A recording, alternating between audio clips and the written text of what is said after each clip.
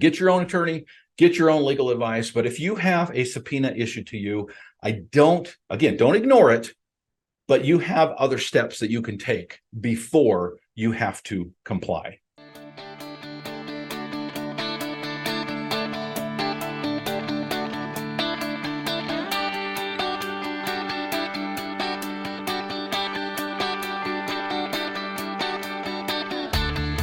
Originating from deep inside the Rocky Mountains, transported through the power of the internet, and arriving inside your tiny earbuds. It's the Appraiser Coach Podcast, helping appraisers increase their efficiency, quality, and make more money. Here's the guy who makes it his life's mission to create value for real estate appraisers nationwide. Your host and the Appraiser Coach, Dustin Harris. And this episode of the Appraiser Coach Podcast is brought to you by Subpoenaed. Subpoenaed, of course, is what I use and what you should be using to do all of your appraisal reports. Subpoenaed.com, 800 Subpoenaed. And of course, Working RE magazine, where I go to find out more about the appraisal world and the career that I've chosen to stick with. Check them out, workingre.com. All right, folks, welcome to the program. Dustin Harris, your host, coming to you not from the podcast chair today, but once again from the podcast walking desk. So if it bothers you that I'm bouncing up and down as I talk here, well, then don't watch, right? The great thing about the Appraiser Coach Podcast is you can get it on many different mediums, but audio or video. YouTube, of course, you can watch what's going on. I've got 3 different camera angles. We continue to grow. As of this recording, we're a little over 2,000 subscribers on our channel, which is awesome. We continue to see that grow. So if you're not subscribed yet, I encourage you to do so. Even if you watch an episode once in a while, there might be one that you're interested in that you might miss otherwise. So subscribe and then like this video. It really does help us when you hit that like button. It's really easy for you to do, and it's very, very much appreciated. Of course, you can listen to us on audio, as I know many of you do as you travel to and from your appraisal inspections and comp photos. This morning, now let me set this up. So as the Appraiser Coach, I've got the All-Star team, and in the All-Star team, we have a forum, a private forum, that anyone in the team can reach out and get help and assistance from other appraisers. And so I'm in there consistently. I know that many of the experts in our group are in there consistently, and it's a no fear zone, meaning it's a place that you can ask any question and you are never going to get ridiculed. In all my time of doing this, there was one individual years ago that kind of edged on this idea of being just a little bit snarky in his responses, and I had to reach out to him and say, "Hey, that's not the place for this. I love you, man, but you gotta tone it down, right? This should be a safe zone where anybody can ask any question, and they're going to get it answered without fear of ridicule." Okay, now he wasn't over the line; he was just kind of pushing the envelope just a little bit. That was the only time in the many years I've been doing this that it even got close to the line. Most of the time, 99.999% of the time, this is a zone where you can ask any question, and guess what? You're going to get thoughtful and constructive and supportive answers from other people in the group. One of the greatest things about being a coach is collaborating with other appraisers who get it, right? Not the ones that are going to bitch and moan about everything that's happening or might happen and the fear mongering and everything else that you get in some of these other forums.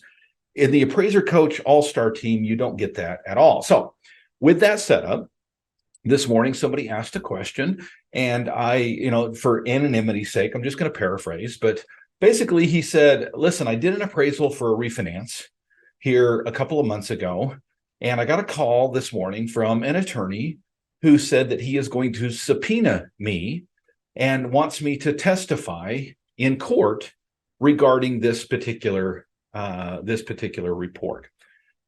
He said, I've never done expert witness work, and I don't really want to do expert witness work, but if I'm forced to do so, then I guess I need some feedback from the group as to what do I charge, what kind of contract does this look like, what can I do to set this up? Now, we can absolutely help with all of that, right? In fact, I have sample contracts in the All-Star Team member resource library, as well as many, many other resources. But he was kind of missing the point. And so I took an opportunity to do a Facebook Live today, where I shared with him, and by the way, this was after many other people had chimed in and already given him some excellent advice. But I did a Facebook Live where I went through some of the information that I think appraisers need to know, because folks, this does happen on occasion. If you've not had it happen in the past, I guarantee at some point in the future, you will have a situation where an attorney will reach out to you, and at least this attorney had the, can we say it, balls to pick up the phone and call the appraiser and say that the subpoena is coming. Most of the time when I'm dealing with these types of questions, the subpoena has already arrived, okay? So the question on the table today is, what do you do when you get subpoenaed for one of your appraisals? Okay, what do you do when you get subpoenaed for one of your appraisals? Now, I want to start this out like I do many of these episodes by reminding you that what I'm about to say is not legal advice. I am not an attorney, thus I can't give legal advice. I highly recommend, and I'm not just saying this just to say it, right? I'm saying this because I think it's vitally important that if you are in this situation, I highly recommend that you pay whatever price you need to pay to reach out to an attorney in your area, somebody who knows the system in your area, and get their legal advice. Okay. So everything you're about to hear on this episode is 100% Dustin Harris, who's just a bald guy walking on a treadmill. Okay, take it for what it is worth. Now, I want to talk a little bit first and set this up, because one of the confusions comes in, and with this question kind of came this confusion. I kind of see this confusion that we think that all testimony in a court case is the same, right? That if you're on the stand, that you are acting as an expert witness. Nothing could be further from the truth. And I want to make that clear up front, because as appraisers, we get to choose, at least on some level, who our clients will be, right? There's some appraisers like myself who have spent their career focusing on AMC work, direct lender work, regional work, that kind of thing. And then only in the last, say, 10 years have I diversified a little bit into the private world. Now, with the private world comes homeowners and realtors and attorneys, right? And with attorneys, you now have a choice, right? You can work with attorneys on one level and not ever move it to the next level. I know appraisers who have worked with attorneys for years and have never once testified in a court case, and nor do they want to. I have appraiser client friends who reach out to and say, Dustin, I know that can be a lucrative form of income, but I have no desire to strip naked and stand on a stand while everybody makes fun of my warts. And that really can be what it feels like sometimes in court, right? For whatever reason, I don't know why, but I don't mind that. No, certainly I don't want to be stripped naked and my warts made fun of, because they're super ugly. Trust me on that. But being on a stand was a little bit nerve-wracking the first couple of times I did it. I've done it maybe a dozen times total, and I kind of enjoy it now, right? But that's me. That may not be you. The bottom line is you can choose as an appraiser to never want to go into that world of court testimony, expert witness work. And yet you can still be called on to testify in this situation. I want to make it critically clear as we start the episode today that there is a big difference between being hired as an expert witness and being subpoenaed by the court. Now, when I say by the court, that's the other thing that I want you to put a pin in that for just a second. We're going to circle back to it, because that can mean a variety of different things. Okay. So there is a difference between an appraisal, doing an appraisal that is getting, for lack of a better term, subpoenaed, right? And you're getting subpoenaed. The appraisal wouldn't get subpoenaed, but you are being subpoenaed to testify in behalf of that appraisal, and somebody who does expert witness work. I think it's important on the onset to describe a little bit about what that means, because there's also a question in appraiser's mind. Well, how can you be an expert witness if USPAP says that you can't be biased to one side or the other? Because normally when you do expert witness work, you're hired by an attorney because he or she thinks that your testimony is going to be beneficial to their case, right? They're not going to hire an expert witness that's going to sabotage their case.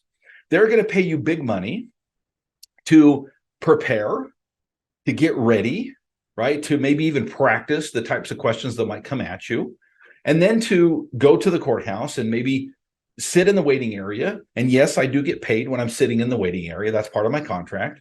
But then eventually to maybe make it to the stand. By the way, it's not unusual to go to the waiting area and sit there for a couple of hours, getting paid by the hour, and then someone to come out and say, they settled, you don't need to testify. That's happened to me more than once.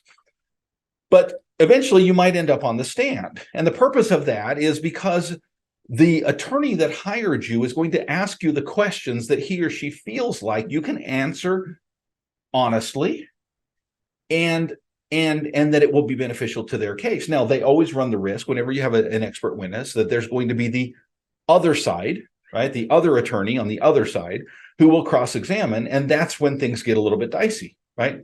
Not to get too far into the weeds of how courtrooms work, but that's one of the reasons that many attorneys would say, don't testify in your own behalf if you're in a criminal case, because it might go really well with your attorney. It might go really bad with the opposite side.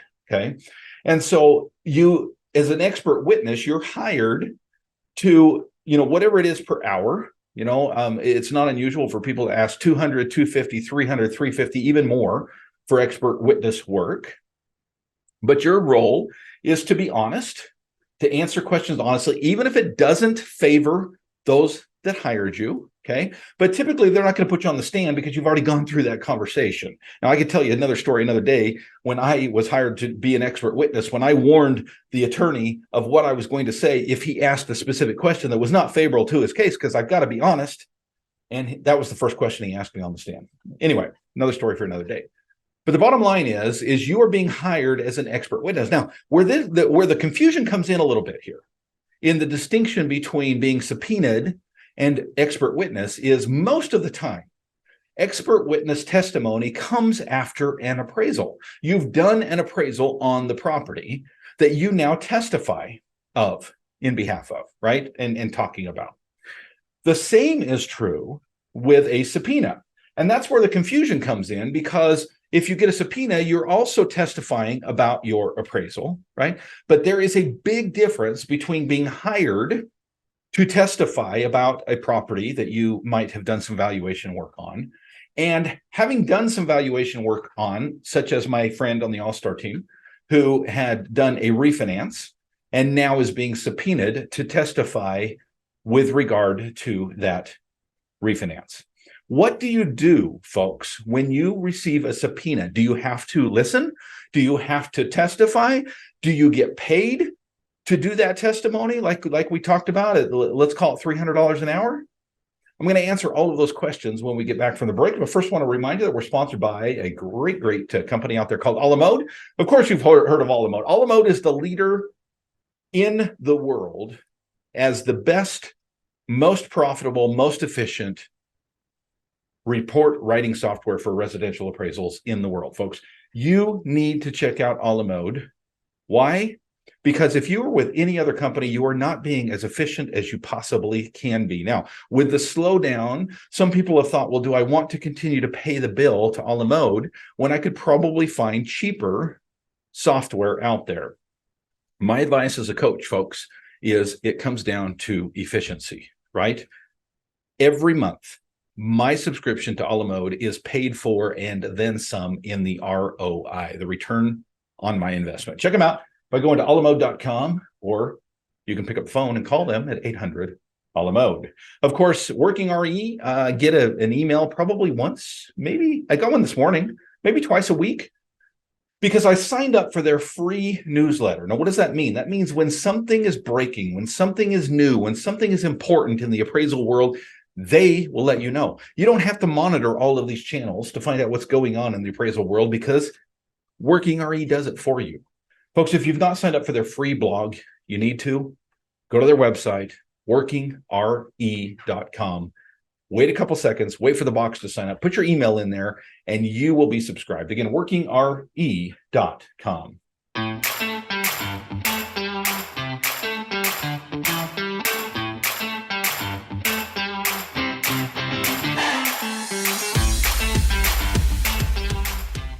All right, folks, welcome back to the program. We're talking today about the potential, if it's not already happened to you in the past, it may happen to you in the future, of getting subpoenaed. Now, what does that mean? That is different than being an expert witness. We've kind of, before the break, established what it means to be an expert witness. That means you're being hired by an attorney or someone in the case who is going to prep you, is going to talk to you. You're going to go through a process where you still have to remain an unbiased third party, right? That's our USPAP pledge, if you will. But they are hoping that your expert witness testimony is going to be beneficial to them overall, right? When you are subpoenaed, it's a little bit different. Let's say you've done an appraisal for a refinance or a purchase, or what if it is for a divorce or an estate sale or something that's more attorney related? That doesn't necessarily mean that you are planning to be an expert witness. Okay. Now, a little advice that I'll give you as a business coach is that when you get hired by an attorney to do divorce work or estate work or something along those lines, I would highly recommend that you have a contract in place that shares what you are willing to do and not willing to do. So my contract specifically says, and I'm of course paraphrasing, but my contract says that I am performing a service and here's the fee and this is my service. And if you need expert witness testimony, it's an additional, X amount. It's a return, it's a retainer, it's a different contract. It's not even related to this service in the sense that this is not that. In other words, if I charge $600 for an appraisal, a private appraisal, I'm not also going to go to the courthouse and testify on that appraisal for that same $600. It's going to be a much different financial benefit to me if I choose now to go to the courthouse. Now, what if you choose? What if you don't get to choose that, right? What if you get subpoenaed?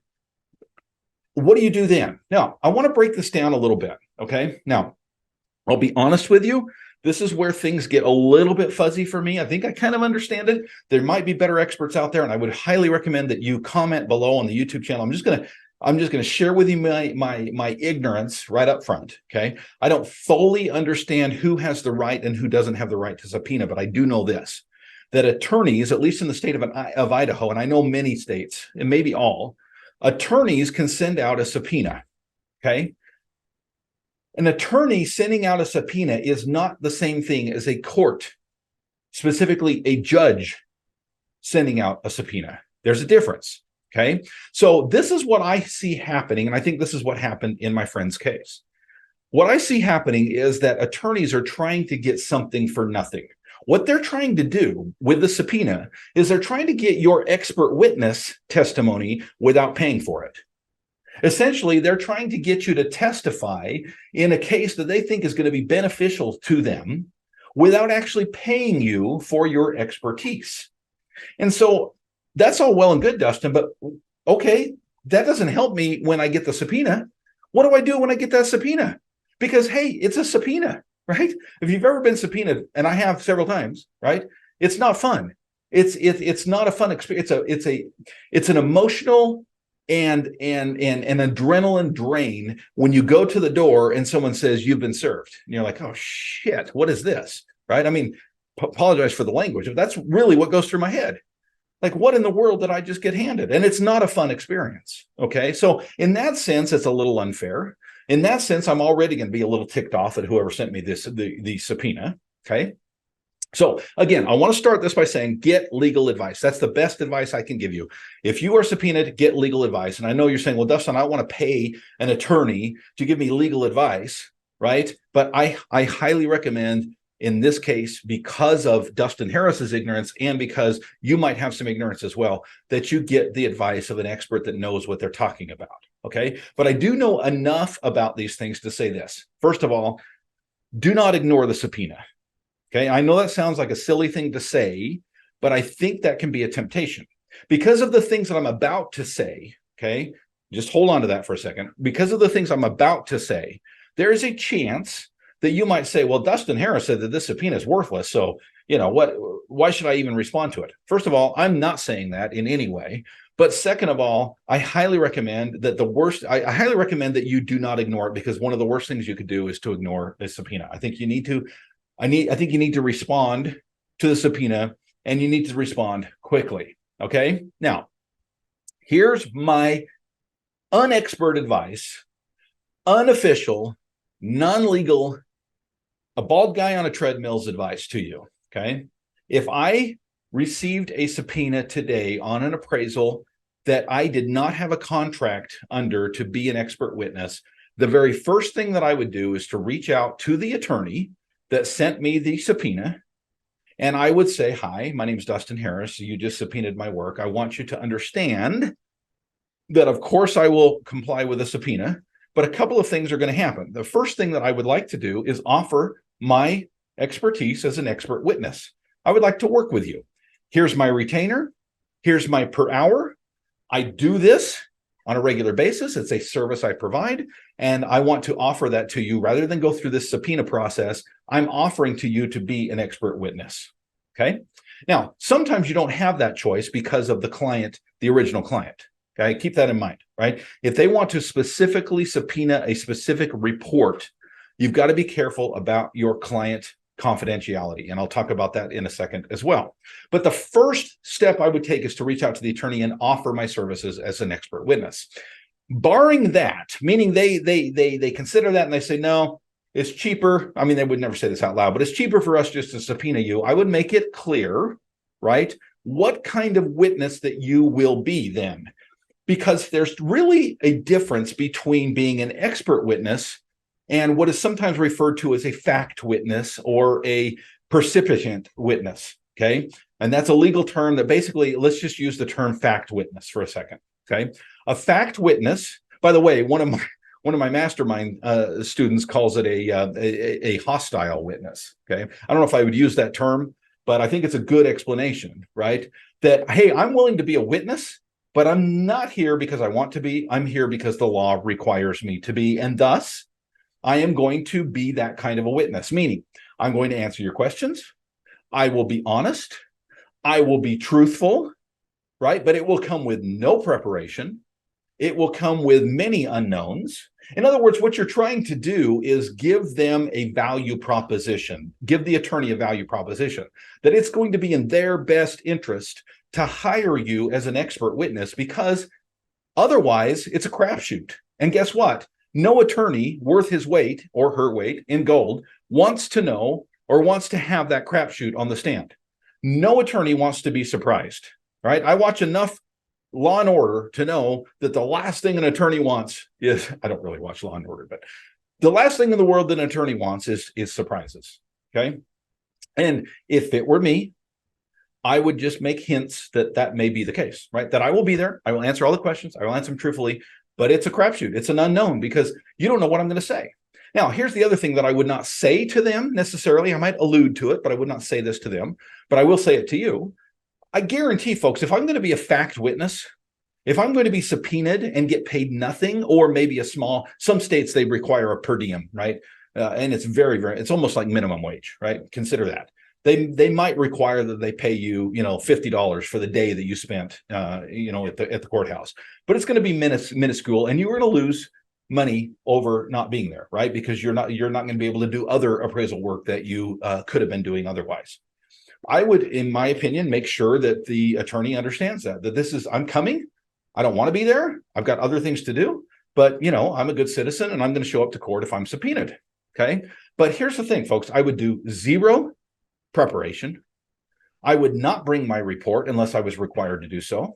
I would certainly not bring my work file unless I was required to do so. But I got news for you. Most attorneys don't even know about a work file. They really don't. Or if they do, they don't think about it, right? They just say, bring your report. Okay. So let's say that they subpoena you in your report, you show up. Okay.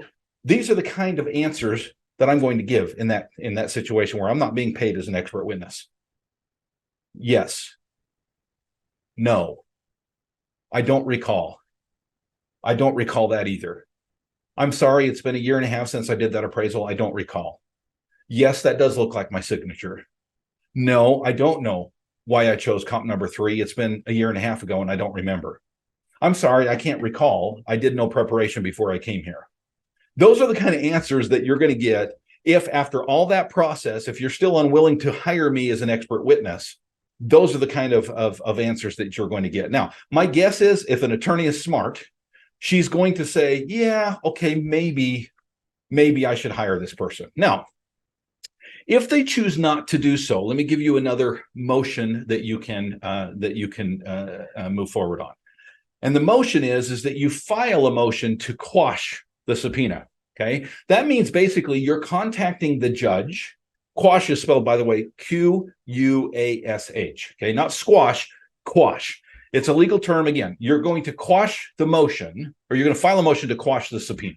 Okay, and basically what that means is you're filing a motion with the court, and you're basically, I mean, in layman's terms, you're going to do it in a much more professional language. Use ChatGPT, but you're going to do it in a much more professional language. You're basically going to say, "Dear Judge, this attorney reached out to me, is unwilling to pay for me to be an expert witness, basically wants my services for free, and I do this as a living. This is my profession, and I would ask that you require this attorney to hire me rather than subpoena me."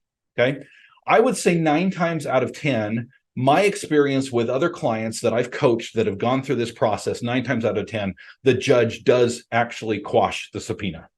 Okay, so there's a pretty good chance that the judge is going to be smart. They're going to know what the attorney's doing. The attorney's trying to get you to testify in their behalf without paying $350 an hour to do so. And hopefully the judge will put his foot or her foot down and say, no, we're not going to do that. Now, part of that motion to quash the subpoena, you might include some information about confidentiality as well. I know that can help. Now, again, I understand jurisdictional exception. Don't be screaming at your headphones and say, "Well, Dustin, if you're asked something in court, I get it, right?" But up front, you can help the judge understand why this is not just about money for you, but you have a duty to your client. There is certain confidential information that you know because you're an appraiser, right? You were given specific factual information that you don't think your client wants known. And therefore, in that sense alone, right? Throw the money thing in there as well, but in that sense alone, that will also give you a head or a leg up when it comes to the judge looking at that and saying, yeah, you know what? Maybe a subpoena is not the way to go in this matter. Okay, there's my advice. Again, get your own attorney, get your own legal advice. But if you have a subpoena issued to you, don't ignore it, but you have other steps that you can take before you have to comply. Thank you for joining me today, folks. I want to remind you that upcoming, we've got an amazing mastermind in Paradise. It's in Kauai, January 8th, 9th, and 10th. If you are interested in the most fabulous, wonderful experience that you've ever had as an appraiser, I have no qualms about saying that and knowing and standing behind it. It is going to be an amazing time in Kauai during whale season. Check us out. Send me an email. I would love to tell you how to get there. thecoach@theappraisercoach.com. thecoach@theappraisercoach.com. Thank you, folks, for joining me, and go create some value. You've been listening to the Appraiser Coach podcast with Dustin Harris. If you like what you hear, please give us a 5-star rating and post a short review on iTunes. For more in-depth insider information on how you can make more money as a real estate appraiser, visit theappraisercoach.com and sign up for the All-Star team today. Thanks for joining us. And now, get out there and create some value.